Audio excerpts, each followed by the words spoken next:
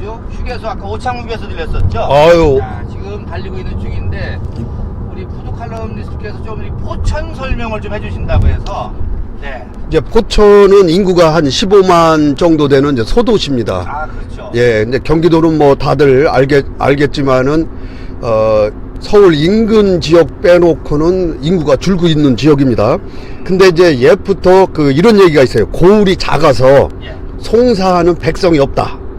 그런 마을이 바로 포천입니다. 아, 근데 거기가 그러면 송사가 없네. 그렇습니다. 근데 또 하나 포천은 뭐가 좋냐면은 살아서는 포천과야 양반이다. 이런 얘기가 있어요. 아, 이 무슨 말인지 이 네. 말이 무슨 얘기냐면은 인물이 그만큼 충신들이 많이 나왔다는 얘기입니다. 포천에서? 그렇죠. 사육신의 한 사람인 유용부가 고향이 포천입니다. 그러니까 우리 충청도는 성산문의 고향이 홍성이듯이 늘 그렇게 얘기하죠. 그렇게 얘기하죠. 그리고 대전에는 또 사육신의 또 한 사람 있죠. 저기 누구서? 박팽년 유업이다 대전. 박팽렬이 있죠. 아, 박팽년. 박팽년. 그리고 이제 우리 조선의 4대 명필로 통하죠. 양사원 선수의 고향이 바로 포천이고요. 그 다음에 이제 제일 중요한 거는 이제 한음과 오성이라고 많이 알고 있죠. 예. 이항복과 이덕형. 네. 예, 이덕형의 고향이 또 포천입니다. 근데 제일 중요한 거는 이 현대에 와서는 영웅님의 고향이 포천이라는 거예요. 예능감이 야 이거 혹시 이 방송인 구력이 나오네. 거기다가 제가 전도였어요. 예, 거기다가 홍보대사가 지금 포천 홍보대사가 많습니다. 물론 뭐 최근에 이명웅 영웅님이 이제 홍보대사로 있지만은 네. 탤런트 권용훈 이제 이런 이분이 이제 거기 그 다음에 탁구 금메달리스트죠. 지금 감독으로 있는 유승민 아, 이런 분들이 다 포천 출신입니다. 인물이 많이 나오고 있어요. 그래서 포천이 살아서는 포천가의 양반이다 이런 얘기가 이제 나올 정도인데 사실 충청도의 홍성이라든지 천안이라든지 이런 데에 비하면 조금 떨어지지만 그래도 경기도 지역에서는 압권이라고 할 수가 있죠. 이런 곳이 바로 포천이다. 요 얘기를 일단 1차로 하고 2차는 잠시 후에 또 잠깐만. 예, 뭐. 근데 지금 포천에 대해서 얘기하는데 지금 공부하고 이렇게 얘기하는 게 원래 머릿속에 있는 거예요, 그게. 늘 영웅님의 고향이기 때문에 늘 그런 생각을 하고 있죠. 꼭 뭐 오늘을 위해서 하는 것보다는 영웅님의 고향은 뭐든지 내가 알아야 된다. 야, 이거는 일단 요거만 잘라서 일단 올려보자. 올려봐. 어? 아니 누가 알으라고 해서 아는 게 아닙니다. 이거는 영웅님의 고향이기 때문에 알아야 됩니다. 우리가. 야, 이거는 2탄 제가 하겠습니다. 2탄.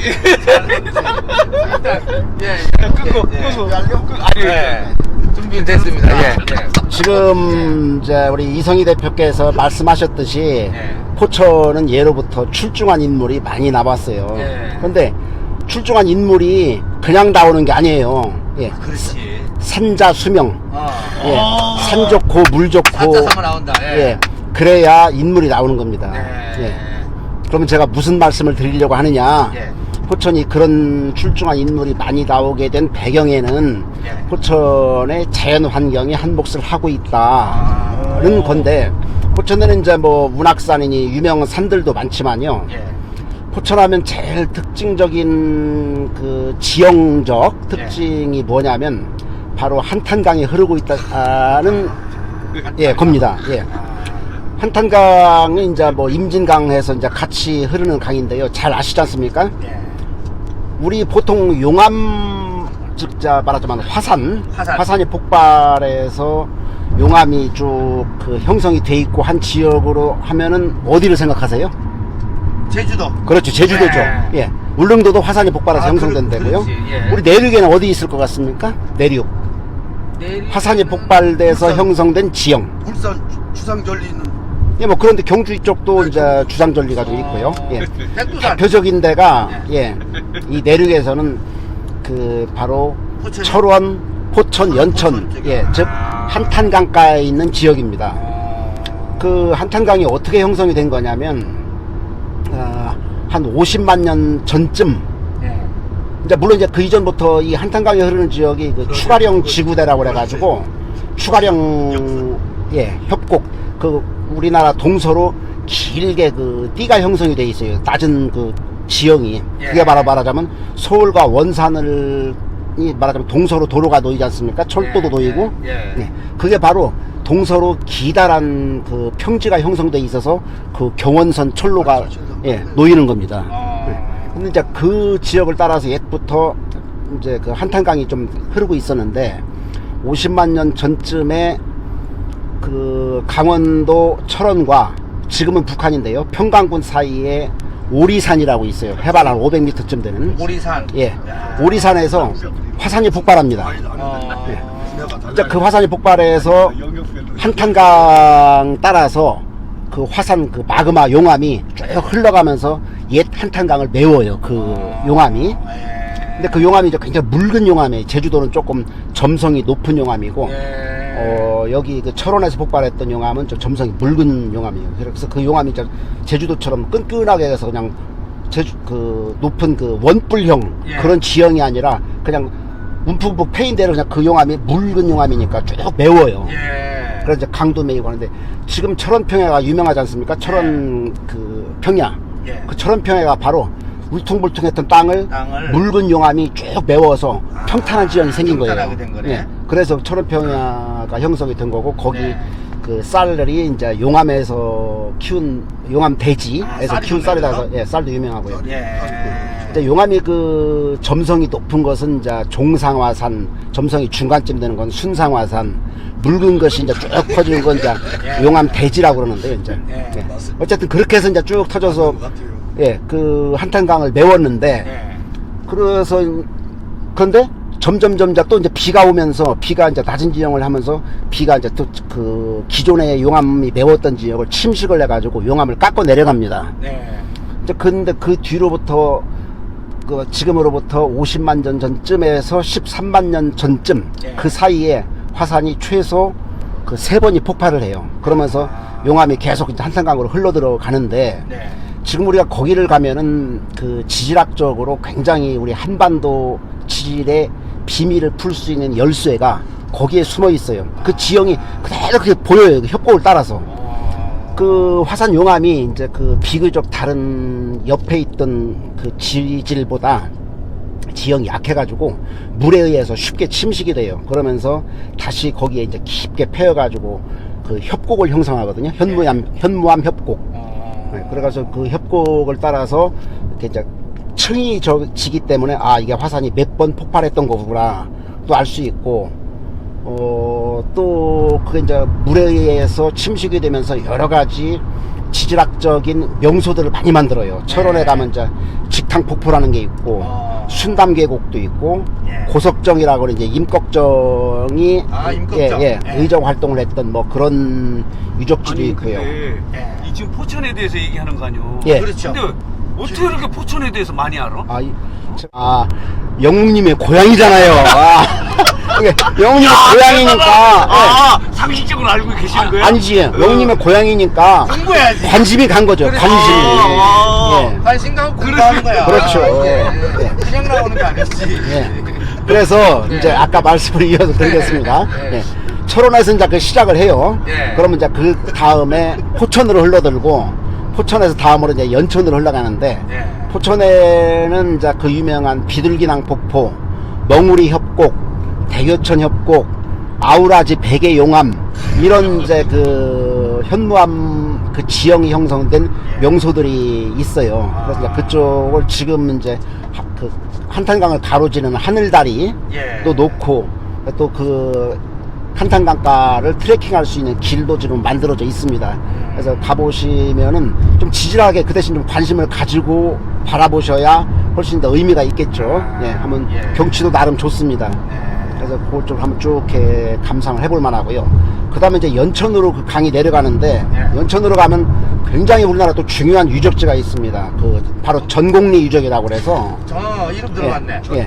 우리나라 구석기 유적지인데 물론 이제 우리 충남 공주에도 석장리 유적이 있고 충북에 가면 수양계 유적이 있고 여러 가지 구석기 관련 유적지가 있습니다만 전곡리 유적은 굉장히 의미가 큰 중요한 유적지예요. 그게 이제 한탄강가에서 살던 구석기인들의 이제 유적지인데, 그 전곡리 유적지가 왜 유명하냐면, 그 6.25 후에 이제 미군이 이제 그 포천, 연천 이쪽에 미군들이 많이 주둔을 했지 않습니까? 그렇죠. 예, 군부대 지금도 있고요.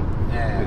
그 한 미군이 그 한탄강가에 놀러 왔다가 그 어떤 저 아마 애인하고 놀러 왔던 것 같아요. 네. 근데 거기서 애인이 뭐 주먹 돌이 이제 뭐 이상하게 이렇게 보고 이거 좀 돌이 조금 다르다 하니까 그 미군 병사가 그 돌을 보더니 진짜 이상하게 생겼네 하고선 근데 그 마침 그 미군이 고고학을 전공했던 관심 있네요. 예 미군이었습니다. 그래서 그 돌을 자기가 그 돌을 소포로 자기 스승한테 미국으로 그 돌멩이를 보내요. 예. 이거 이상한 거 내가 봤다. 이게 도대체 뭐냐? 했더니 이게 그 돌도끼 같다. 돌도끼. 예. 근데 그 왜 돌도끼가 그게 저 의미가 컸냐면은 애슐리안 도끼라고 그래가지고 애슐리안 도끼가 기존의 도끼보다 조금 더 진보된 형태인데 이게 아프리카나 유럽에서 주로 발견됐던 도끼예요. 그래서 이제 아시아에서는 그런 형태의 돌도끼가 없었는데 그래서 아프리카 유럽 쪽이 좀 더 동아시아 쪽보다는 같은 구석기 문화라고 해도 좀 더 진보된 형태다 했는데 우리나라에서도 바로 그런 애슐리안 도끼가 발견됐던 겁니다. 그 애슐리안 도끼가 뭐냐면 도끼 끝을 폭폭 쪼개가지고 끝을 뾰족하게 만들어요. 그래서 이렇게 그래서 그걸 이렇게 쥐고선 이렇게 이제 쓰는 그런 쓸 수 있게 그런 도끼인데 그래서 이제 그 미군이 이제 그런 걸 보내왔고 그 뒤로 우리나라 고고학계의 태두라고 할 수 있는 서울대학교 고고학과 김원영 교수 그분이 바로 공주의 무령왕릉 발굴 책임자였습니다. 한 분이시구나. 그 김원영 교수가 이제 거기 몇 차례 가서 발굴하고 학술 보고서도 내고 하면서 그 이제 전곡리 유적이 이제 우리나라 동아시아에도 바로 애슐리안 도끼 이런 것이 만들어졌었다 하는 게 이제 학계에 공인이 되고 지금 거기에 큰 그 구석기 박물관도 들어섰고요. 굉장히 중요한 유적지입니다. 그래서 바로 이제 그런 것들이 그 아까 말씀드린 대로 철원 평강 사이에서 발원한 그 한탄강